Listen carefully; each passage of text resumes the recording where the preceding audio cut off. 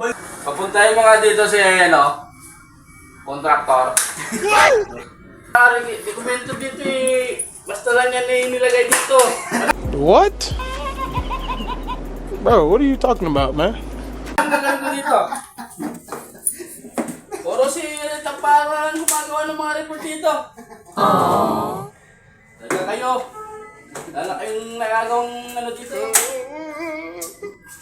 Magawa niya ng Papuntahin mo dito ngayon na. Basta. Isa pa yung kalbo na yan eh. Puro baka na lang, puro palpak.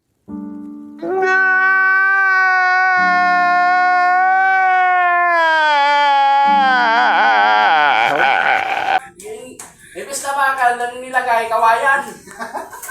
Tapos pinurakot lahat ng mga budget.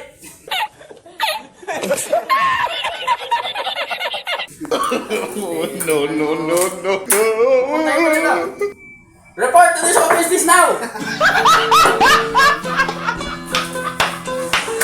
Tapusin ko lang itong mga ginagawa niyo. Ito sa'yo, good work. Ikaw talaga magaling na empleyado. Bola lang yan. Engineer. Ikaw magaling. Tama yung ginagawa mo. Pagsabihan mo yung mga tawang yung natin. Huwag puro bakal yung lalagay.